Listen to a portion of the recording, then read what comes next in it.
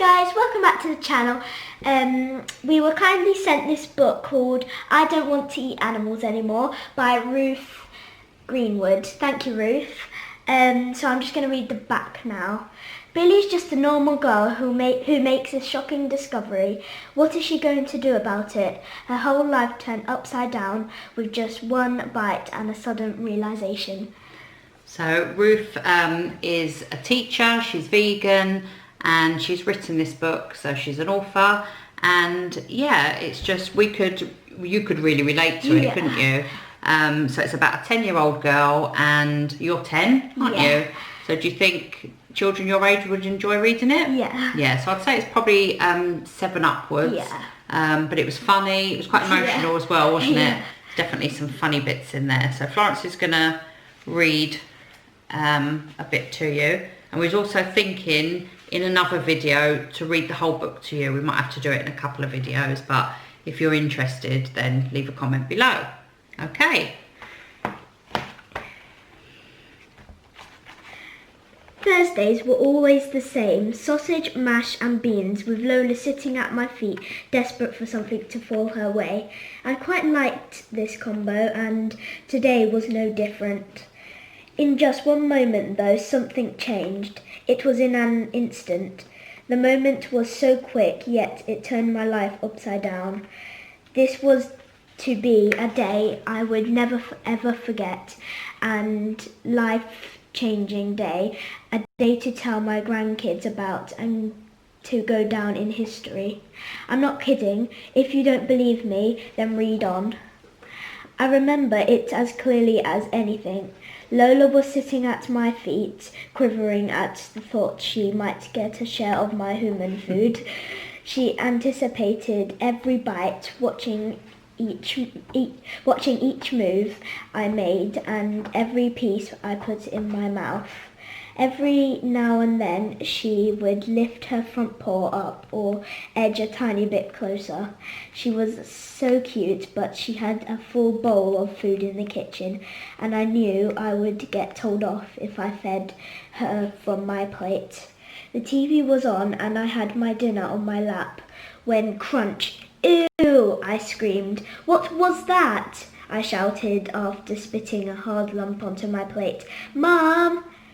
Mum came running in from the kitchen. What's up, Billy? She asked.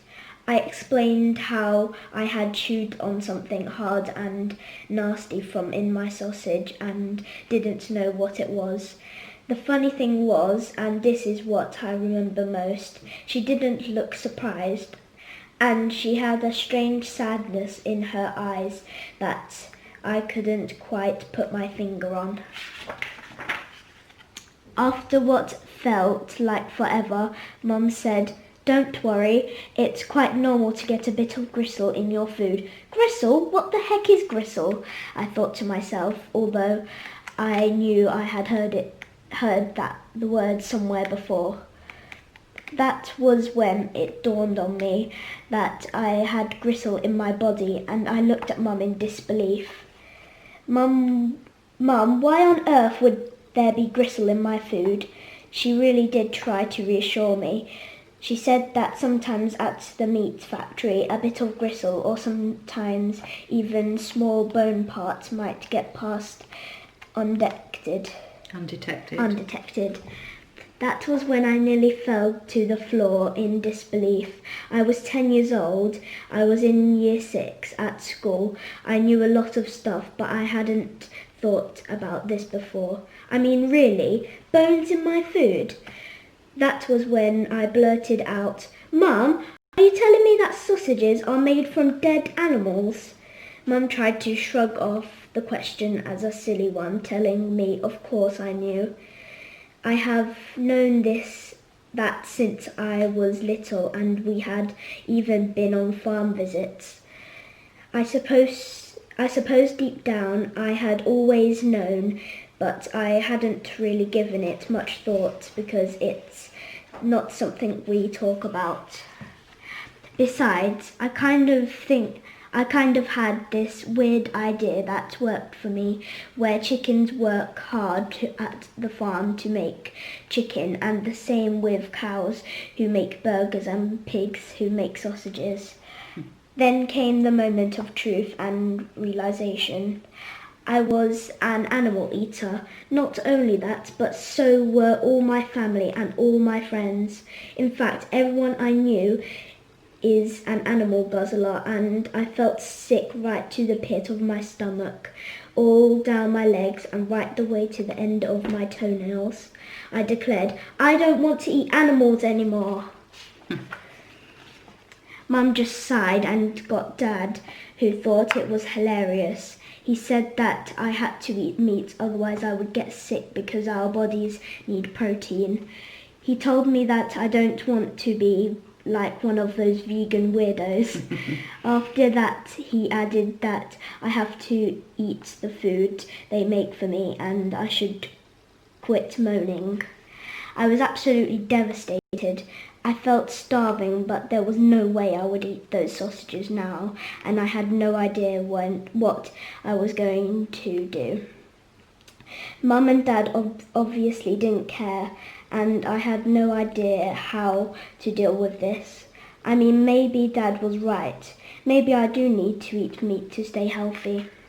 It was at that moment Lola looked up at me with a huge twinkle in her eye.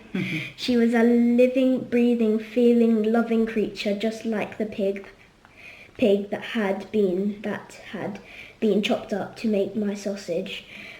I would never ever eat Lola. I couldn't, even if I had to starve to death.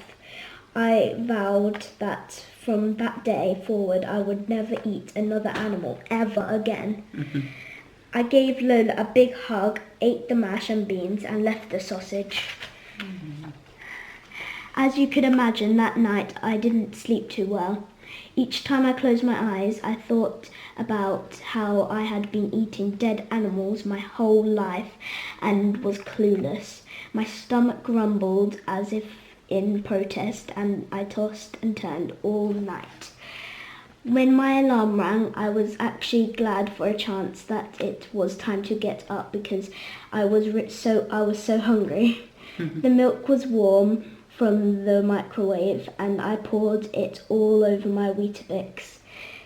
This was going to be a great start to a better day. That was when I had a thought and I said, Mum, where does milk come from? Mum replied, cows, dear. As if in a flash before my very eyes, I remembered the science lesson we had a few weeks ago, where we learned all about mammals and how they make milk to feed their babies. I exclaimed, just a minute, Mum. Are you telling me this is a cow booby milk? This is cow booby milk. Mum laughed so hard that Dad even peered up from his phone. When he saw all was well, he let out a deep sigh. Mum said, yes, dear, I suppose you could look at it that way, but don't worry, because this is the way it has always been. Besides, you need milk because it has calcium, which makes your bones strong. Whatever she said was not going to convince me at this point. I was completely grossed out. I grabbed a piece of bread, trotted out of the house and headed to school. Wow, that's brilliant, wasn't it? Yeah. This is why we couldn't put the book down. So yeah, definitely. We will leave all the links below to Ruth's if you want to buy the book. She's got Instagram, I think she's got TikTok, YouTube. So we will leave all the links below and you can go and check it out. But it is a really, really good book. And obviously we know we don't need to eat meat and we don't need to eat cow's milk, do we? To stay healthy, because we can get all the nutrients that are in those things from plants. So that's why, just out of interest, what milk do we go for? We go for the cocoa milk. Cocoa milk, that's our favourite. So yes, so you done really well there, didn't you? So we're just gonna show you, Ruth's gonna say a few words now, and yeah, and we'll come back to you at the end. Thanks guys. Bye. Hey Florence, I'm so glad that you like my book, I Don't Want to Eat Animals Anymore. It's available on Amazon for anybody that wants it. My name is Ruth Greenwood, and it's also available for free on Issue. Or Issue, I'm not sure how to pronounce that one, but it is available there for free, and all of the links for all that stuff can be found in my link tree, in all my bios, and yeah, that's my book. So it's a bit of a labour of love really, because it's got really personal experiences in it about my life, about my childhood, about my daughter's childhood, and about our little rescue dog Lola, and about things that I've heard in classrooms, because the last couple of years I've been a supply teacher. So I've worked in loads of different schools with loads of different age ranges, and I've heard them say a lot of things about this vegan thing, and some kids want to be vegan and they feel they're not allowed to. And that's because their parents believe that children need milk and cheese especially to grow strong bones for calcium. Now, Florence, you and I know that's not true, because actually there's something else in milk, in cow's milk anyway, that actually leaches the calcium away from the bones. So this book doesn't really go into all of this. This is more of a kind of to give a bit of moral support to young vegans and to let them know that they're not alone on this journey, because that's really what I want to do. Lots of vegan activists are standing up for the animals, which I do that too. But what I think is really forgotten about is the children, because they're the forgotten innocence of animal agriculture. And really, if we think about it, hospitals are full of people with heart disease, cancer and diabetes. And we're feeding food to children that's making them get all these nasty things. So I'm hoping that, they'll open their eyes before then, and we can make this world a better place. And that is it really. So thank you so much for reading it. Honestly, it means the world to me. And I hope other vegans around the world can read it. And not just vegans, you can gift it to friends. And hopefully they will understand why you're vegan. And maybe even go vegan themselves in the process. So yeah, let's be in touch. And I'm looking forward to doing more stuff. I'm happy to come to your school if you want me to. And who knows what the future holds.